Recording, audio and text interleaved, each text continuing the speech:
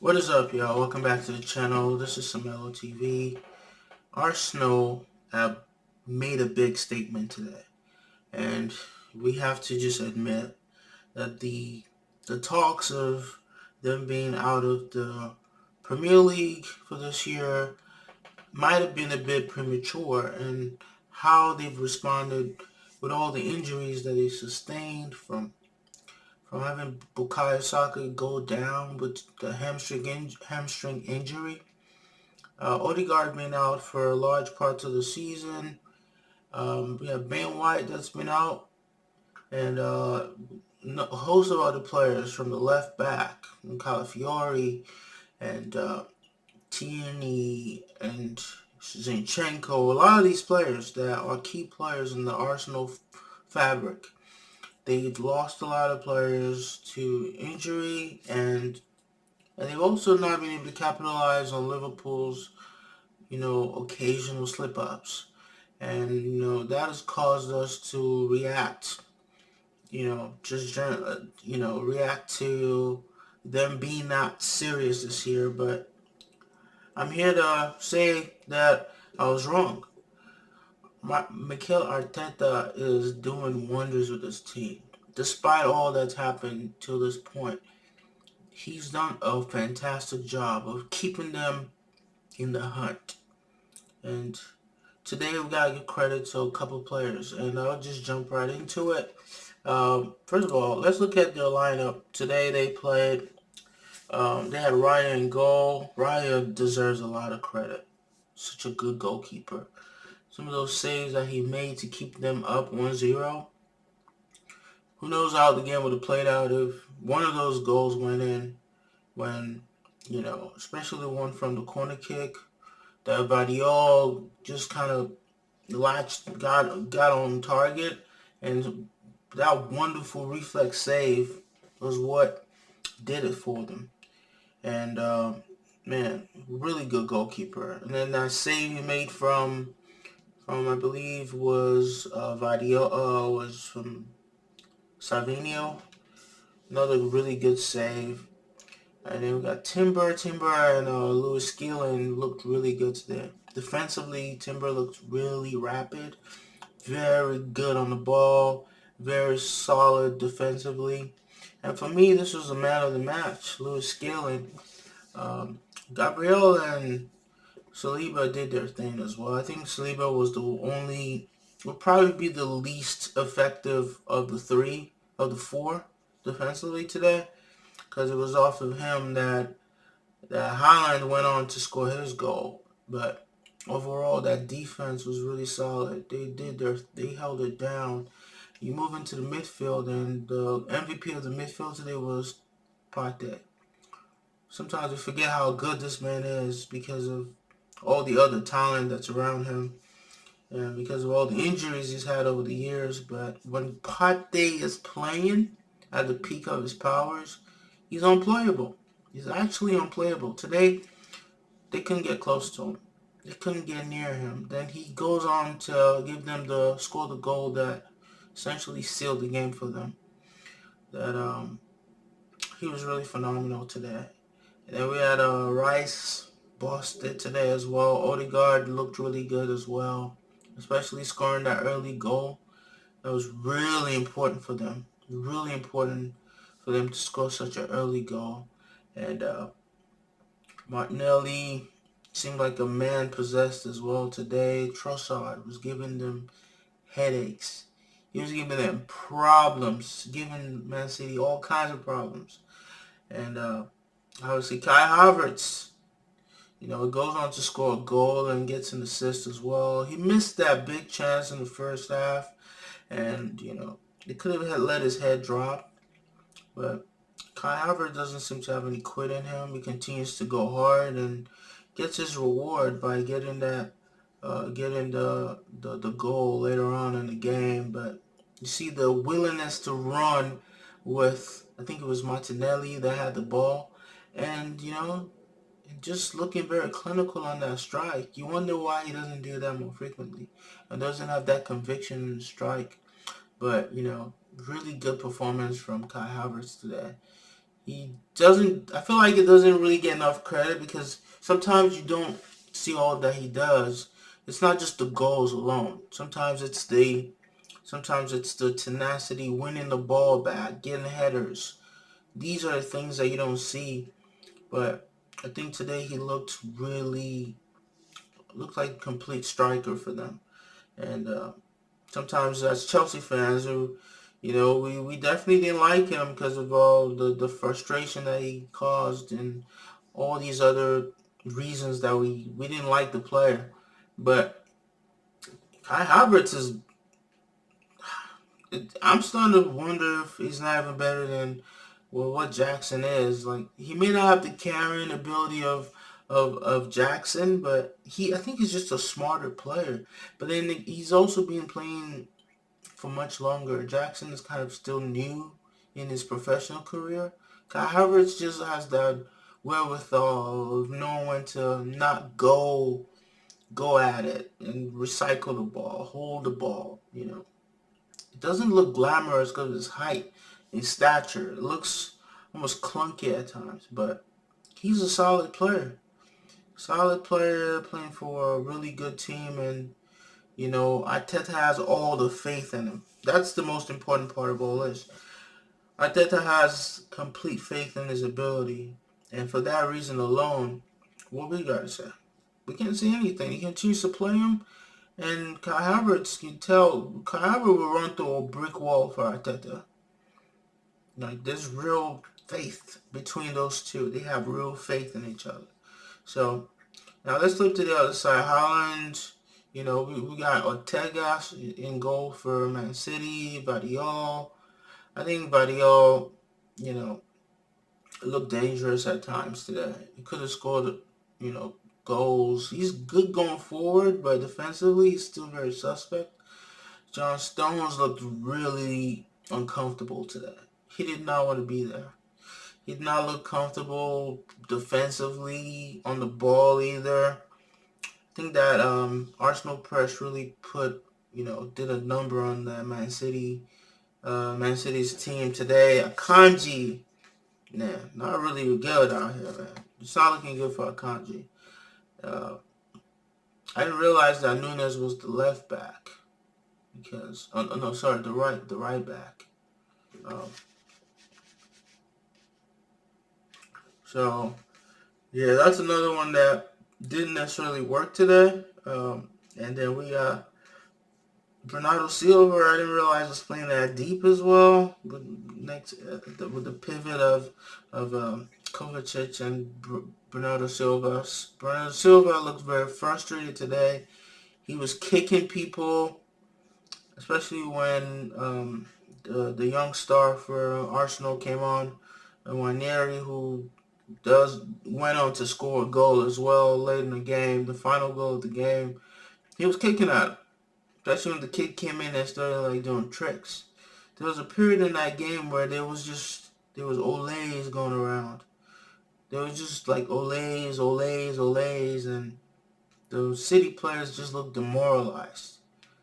They looked demoralized. Savio, he huffed and puffed.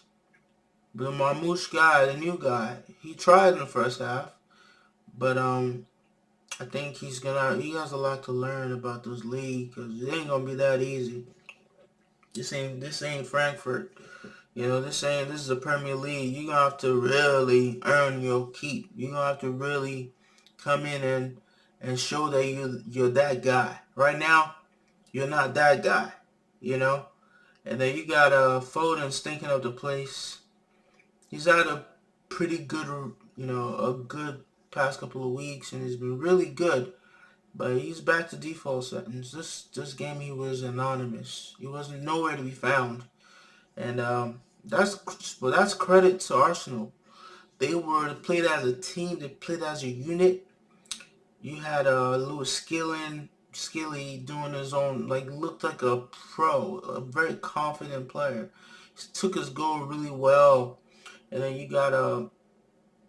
you see how Mamouche was trying to make things happen in the first half, and nothing happened for him.